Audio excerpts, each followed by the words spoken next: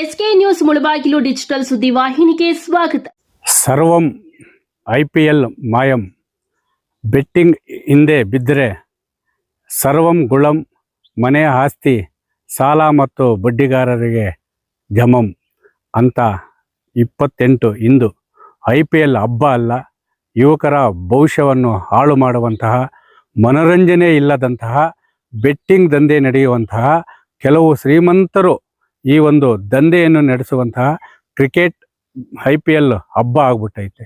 ಪ್ರತಿ ವರ್ಷ ಈ ಒಂದು ಕ್ರಿಕೆಟ್ ಬೆಟ್ಟಿಂಗ್ಗೆ ಸಾವಿರಾರು ಯುವಕರು ತಮ್ಮ ಭವಿಷ್ಯವನ್ನು, ತಮ್ಮ ಜೀವನವನ್ನು ಹಾಳು ಮಾಡ್ಕೊತಾ ಇದ್ದಾರೆ.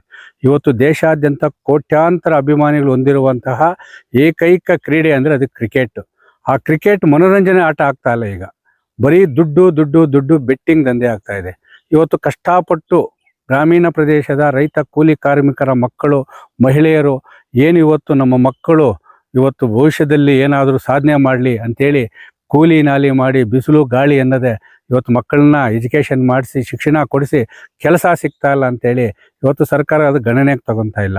ಮತ್ತೊಂದು ಕಡೆ ನಮ್ಮ ತಂದೆ ತಾಯಿ ಪೋಷಕರು ಏನು ನಮ್ಮ ಮೇಲೆ ಒತ್ತಡ ಇದಾಕಿದ್ದಾರೆ, ಬಂಡವಾಳ ಹಾಕಿ ಇವತ್ತು ನಮ್ಮ ಮೇಲೆ ಆಸೆ ಇಟ್ಕೊಂಡಿದ್ದಾರೆ, ಅವ್ರಿಗೆ ಏನಾದರೂ ಮಾಡಬೇಕು ಅಂಥೇಳಿ ಕೆಲಸಕ್ಕೆ ಹೋದರೆ ಕೆಲಸ ಸಿಗ್ತಾ ಇಲ್ಲ. ಇನ್ನು ಯಾವ ರೀತಿ ಹೋಗ್ಬೇಕಂತ ಹೇಳ್ಬಿಟ್ಟು ಪ್ರತಿ ವರ್ಷ ಈ IPL ಏನು ಆ ಹಬ್ಬ ಪ್ರಾರಂಭವಾಗ್ತದೆ, ಕ್ರಿಕೆಟ್ ಪಂದ್ಯಾವಳಿಗಳು, ಅದರ ಮೇಲೆ ಬೆಟ್ಟಿಂಗ್ ಹಾಕ್ತಾರೆ. ಇದು ಯಾವ ರೀತಿ ದಂಧೆ ಅಂದರೆ ಬಾಲ್ ಟು ಬಾಲ್ ಹಾಕ್ತಾರೆ. 6 ಹೊಡೆದ್ರೆ ಒಂದು ರೇಟು, 4 ಹೊಡೆದ್ರೆ ಒಂದು ರೇಟು, ರನ್ ಅಪ್ ಆಗಬೇಕು, ಯಾವುದೋ ಒಂದೊಂದು ರೀತಿಯಲ್ಲಿ ಒಂದೊಂದು ಅವ್ರಿಗೆ ನಿಯಮ ಆಗಿರ್ತದೆ. ಯಾಕಂದರೆ ಈ IPL ಕ್ರಿಕೆಟ್ ಬೆಟ್ಟಿಂಗ್ ಮೇಲೆ ಏನೇನು ಯುವಕರನ್ನ ಹಾಳು ಮಾಡ್ತಾ ಇದ್ದಾರೆ, ಆ ಒಂದು ಆಟ ಆಡುವಂತಹ ಆಟಗಾರರನ್ನ ಯಾವ ರೀತಿ ನಿಯಂತ್ರಣ ಇಟ್ಕೊತಾರೆ ಅಂತೇಳಿ ಶ್ರೀಕಾಂತ್ ಅಂತೇಳಿ ಒಬ್ಬ IPL ಕ್ರಿಕೆಟ್ ಮತ್ತು ರಾಷ್ಟ್ರೀಯ ಕ್ರಿಕೆಟ್ ಇದರಲ್ಲಿದ್ದ ಅವ ಎಲ್ಲ ಹೇಳ್ದ.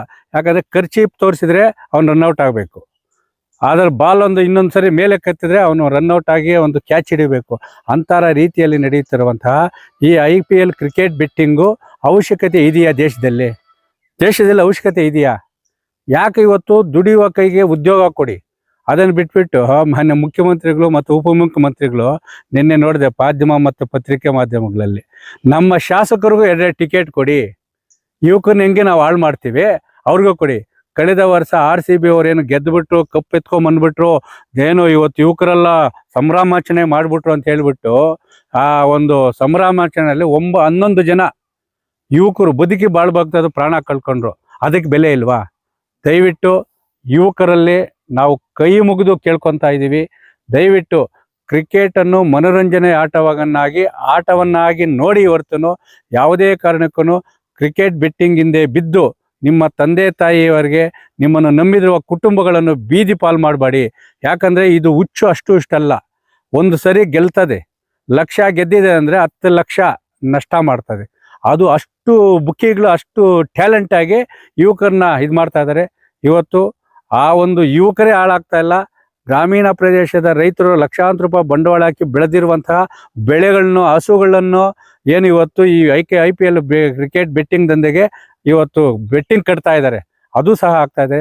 ಮಾನ್ಯ ಕೋಲಾರ ಜಿಲ್ಲಾಧಿಕಾರಿಗಳಾದ ಮಾನ್ಯ ಜಿಲ್ಲಾಧಿಕಾರಿಗಳ ಡಾಕ್ಟರ್ MR ರವಿ ಸಾಹೇಬರಲ್ಲಿ ಮತ್ತು ಪೊಲೀಸ್ ವರಿಷ್ಠಾಧಿಕಾರಿಗಳಲ್ಲಿ, ನಾವು ಮಾನ್ಯ ಗೃಹ ಮಂತ್ರಿಗಳಲ್ಲಿ, ಸರ್ಕಾರದಲ್ಲಿ ಕೈ ಮುಗಿದು ನಾವು ಬೇಡ್ಕೊತಾ ಇದ್ದೀವಿ.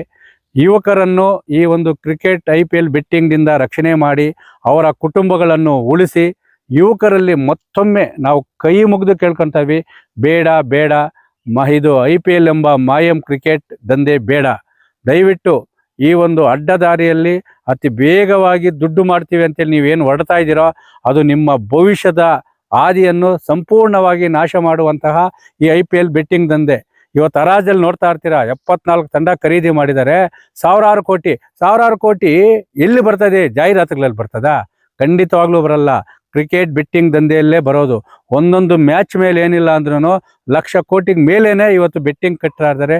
ಕೆಲವು ಏನು ಜಾಹೀರಾತು ಆ್ಯಪ್ಗಳಿದೆ, ಅದನ್ನು ಸಹ ಕೇಂದ್ರ ಸರ್ಕಾರ ಮತ್ತು ರಾಜ್ಯ ಸರ್ಕಾರ ಸಂಪೂರ್ಣವಾಗಿ ನಿಷೇಧ ಮಾಡಬೇಕು.